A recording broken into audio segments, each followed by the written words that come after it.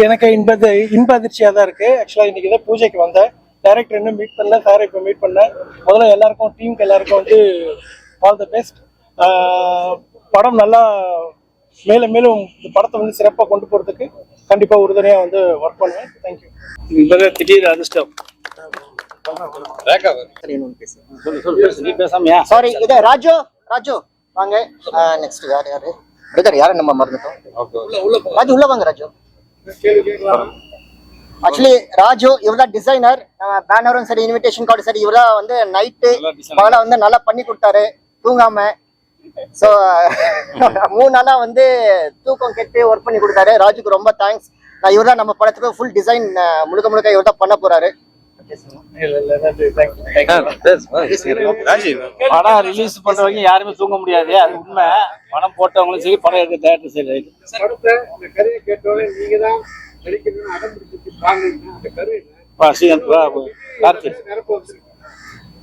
பரவாயில்லையே, பரவாயில்ல, சொல்ல முடியாது எப்ப யாரு என்ன நடக்கும் சொல்ல. விஜய் நினைச்சு பார்த்தாரா முதலமைச்சர் வருவோம்னு?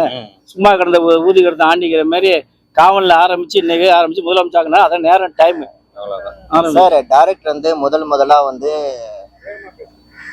டைரக்டர் முதலா பாத்தீங்கன்னா இந்த கேப் படத்தை பத்தி சொன்னாங்க.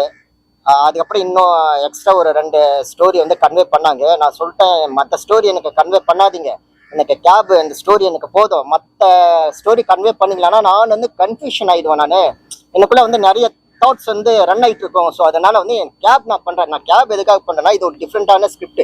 ஏன்னா அதை சொல்லக்கூடாது. ஏன்னா சொன்னது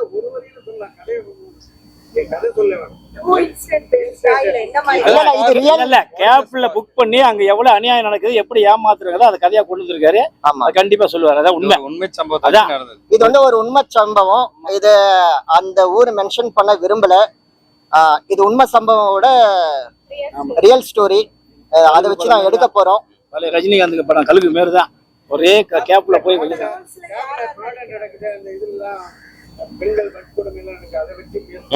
ஆமாங்க சார், அதை பேஸ் பண்ணி தான் சார் வந்து இப்ப பாலியல் நிறைய வன்கொடுமை எல்லாம் நடக்குது இல்லைங்களா சார்?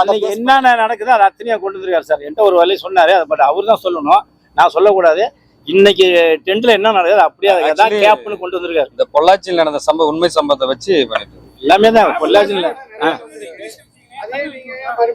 தமிழ்ல வந்து டாக்ஸ் மாதிரி பண்ணிருக்கேன் சார். நாங்க என்ன சார்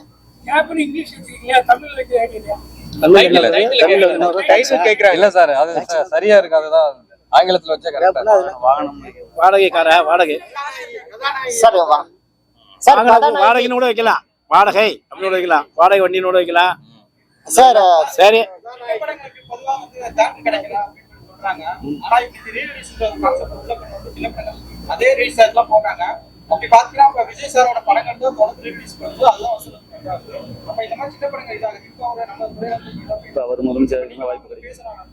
நான் நல்ல இந்த ஞாபகப்படுத்தினீங்க. 100% நாங்க எங்களுடைய குரூப்பு போய் மினிஸ்டர் ராஜ்மோகன் போய் பார்த்தோம். அவர் சொன்ன ஒரே வார்த்தை நீ கேட்டத, அவர் போனே வாங்கினாரு, புன்னையோட கூப்பிட்டாரு வாங்கன்னு சொல்லி. நாங்கள் சால்வை கொடுத்தா வாங்கல, இல்லை வேற ஏதாவது புக்கு என்ன கொடுனாரு, சரி நெக்ஸ்ட் வந்து கொடுனாரு. அப்போ சொன்ன ஒரே வார்த்தை, உங்களுக்கு என்ன வேணுமாலும் செய்யல, நீ தைரியமா கேளுங்கன்னாரு. இது என் உண்மையா, இது சத்தியம், என்னோட கூட அந்த அத்தனைலாம் சொல்லி ஏதோ சொல்லி ரொம்ப சிரிச்சாரு. அதனால தான் நாங்கள் எந்த ஒரு கோரிக்கை வைக்கல. என்ன காரணம், அவரே செய்யறேன்ட்டார். இப்போ இடையில கூட பார்த்தீங்கன்னா இந்த பிஆர்ஓ மீட்டிங் நடந்துச்சுங்க.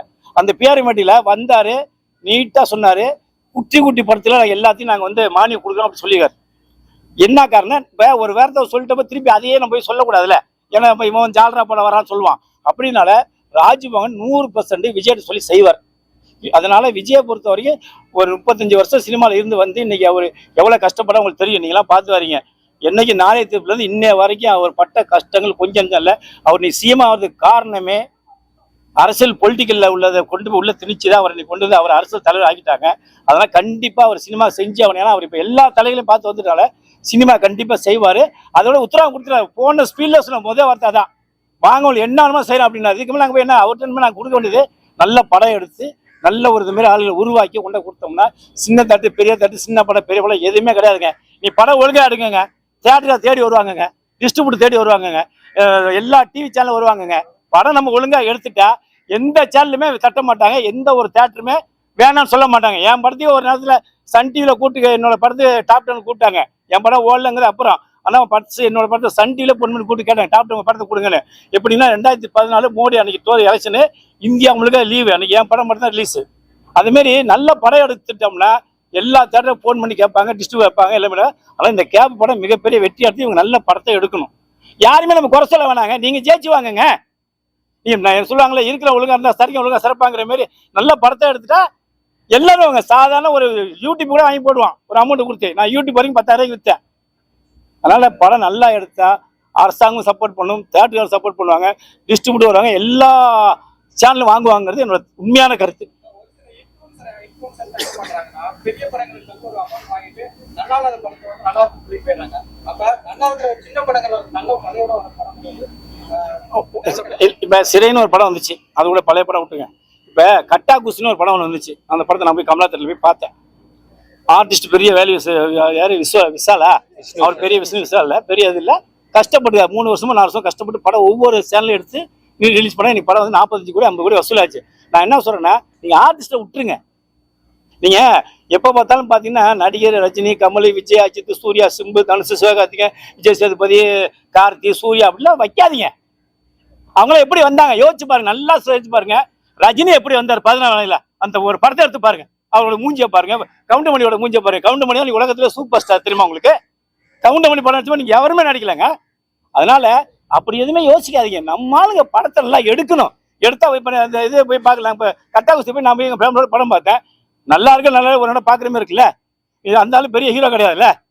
விசால் யாரும் சொல்லுவாங்களா? விசால்னு சொல்லி விஷ்ணு சொல்லுவாங்க. அது மாதிரி நீங்க படம் நல்லா எடுங்க, எல்லாரும் பார்ப்பாங்க, கண்டிப்பா படம் ஓடும். நான் என்ன சொல்றேன், அந்த டீம் தான் இப்ப சொல்றீங்க தெரியுங்களா, அந்த டீம் கரெக்டா அமைஞ்சிச்சுன்னா இப்போ ஒரு டைரக்டர், ப்ரொடியூசரு, ஹீரோ, ஹீரோயின்லாம் அந்த கோஆபரேட் பண்ணி ஒன்னா ஒத்துமையா நடிக்க வரணும். அந்த ஒத்துமை சில சமயம் சரிசாகும் போது இல்லை, படம் பார்க்கும்போது ஒரு 2 மணி நேரம் போர் அடிக்காம படம் எவனுமே எடுக்கிறது இல்லை. சில பேர் அந்த 2 மணி நேரம் உட்காந்து அடுத்த சீன் ஏஞ்சானா தேட்டருக்கு ஃபோன் பண்ணி படத்தை கேட்குறாங்க, எனக்கு கொடுத்தா ஒரு வாரம் அப்படின்னு.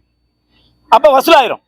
அதனால நம்ம ஆளுங்க படம் நல்லா எடுக்கணும். இப்போ நம்ம இவர் வாத்தியார், ஹெட் மாஸ்டரா என்ன இருக்கீங்க, டீச்சரு, இவருக்கெல்லாம் பார்த்தீங்கன்னா நல்ல நாலேஜ் இருக்கும். இவர் வந்து இப்போ நல்லா கதை எடுக்கும்போது இவர் சார் வந்து ஃபைனான்ஸ் பண்ணணும், இவர் நல்லா சப்போர்ட் பண்ணா படம் நல்லா வரும். இதுதான் உண்மை.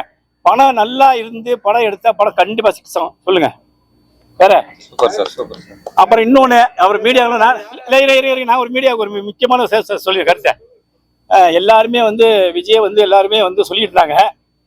அவங்களை ஃபேமிலியை பற்றி எல்லா அரசியல்வாதியிலேருந்து எல்லா மீடியா கூட்டு பேசிட்டு உங்களை வந்து மீடியா வந்து விஜய் யாரையும் பார்க்கலன்னு இப்போ சொல்கிறேன். இதெல்லாம் பார்த்துருப்பீங்க. அவங்க மனைவி வந்து கேஸை வாபஸ் வாங்கிட்டாங்க. நல்லா பார்த்துங்க. படத்தை ஜனநாயக படத்தை முதல் நாள் அவங்க தான் படத்தையும் பார்த்தாங்க. அப்போ ஒவ்வொரு ஃபேமிலியுமே சண்டை வரதான் செய்யும், சமாதானம் ஆக தான் செய்வாங்க. அப்போ இனிமே வந்து இந்த விஜயை வந்து ஒரு முற்றுப்புள்ளி வைக்கணுங்கிறது என்னோட கருத்து. என்ன காரணம் கேட்டிங்கன்னா, அவங்க என்னங்க எல்லாருக்கும் சண்டை வராமல் யாருங்க இருக்கா?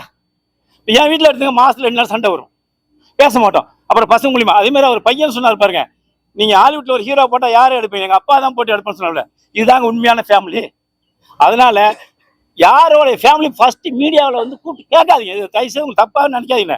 ஒரு கேள்வி கேட்கும்போது அரசாங்கத்தை பற்றி கேளுங்க, மக்களுடைய நலனை பற்றி கேளுங்க, இன்னும் செய்யல திட்டங்களை கேளுங்க. யாரோட தனிப்பட்ட முறையில் ஒரு ஃபேமிலி கூப்பிட்டு பேசாதீங்க. ஏன்னா அவர் விஜய் வந்து எங்கள் சினிமாத்துறை சேர்ந்ததுனால இந்த மீடியம்ல கேட்டுக்கிறேன், எந்த சூழ்நிலையும் நீங்கள் விஜயை கூப்பிட்டு பேட்டி எடுத்தீங்கன்னா பேட்டி கொடுப்பார். அவரோட ஃபேமிலியவும் அவரோட சுற்றுல வாழ்க்கை எது கேட்காம நீங்கள் எடுத்தீங்கன்னா கண்டிப்பாக விஜய் வாரத்தில் ஒரு நாள் மீட்டிங் மீடியா சந்திப்பாருங்கிறது என்னோட தனிப்பட்ட கருத்து இல்லை, ஆணித்தரமான கருத்து. ஆமா, ஒவ்வொரு வாக்கிலும் ஏங்க யார் வீட்டில் சண்டை இல்லை, எல்லாம் நீங்க சிஎம் வீட்டில் சண்டை இல்லையா, ஸ்டாலின் வீட்டில் சண்டை இல்லை, ரஜினி வீட்டில் யார் இல்லை? ரஜினி ஒரு சீனில் சொன்னார்ல, செல்வமணி சொல்லி பாரு, இதுல நான் வந்து ரோஜாவோட ஷூட்டிங் போறப்ப பயங்கர சண்டை, கடைசியா வி சேகர் சொன்னாரு, மனைவி எய்த்து மட்டும் நீ எப்போது போடுறது நினைக்காத அப்படின்னு ரஜினி கை தட்டுவார். அதுதாங்க வாழ்க்கை, இதை உணருங்க. நன்றி, வணக்கம். எல்லாம் கொஞ்சம் பின்னாடி நான் அறிவிக்கிறேன். இல்ல MS பாஸ்கர் சார் பண்றாருங்க, தீபாக்கா. ஆமா, இவரு தான் மெயினா இல்லைன்னு சொல்லுவார். 2 வருஷத்துல மியூசிக் டைரக்டர் வல்லவன் சொல்லிட்டு அவர் இன்னைக்கு வரல, அவர் அவுட் ஆஃப் ஸ்டேஷன். ஏன்னா அவர் youngster, singer, music director, lyricist 3மே அவர் தான் பண்ணாரு. ஆக்சுவலி ஃபர்ஸ்ட் இது மியூசிக் மட்டும் தான் நம்ம படத்துக்கு பண்றாரு. மித்த ஆப்ஷன்ஸ் எல்லாம் வந்து இதுக்கு மேல வந்து நாங்கள் செலக்ட் பண்ணுவோம். டிஓபி நம்ம சொல்லியாச்சு ஆல்ரெடி, விஜய் அண்ணா. ஆர்டிஸ்ட் வந்து பாத்தீங்கன்னா MS பாஸ்கரன் சார் பண்றாரு, மொட்ட ராஜேந்திரன் சார் பண்றாரு, தீபாக்கா பண்றாங்க. ராட்சசன் மூவில கிறிஸ்டோபர் கேரக்டர் யாசர் அவரு பண்றாரு.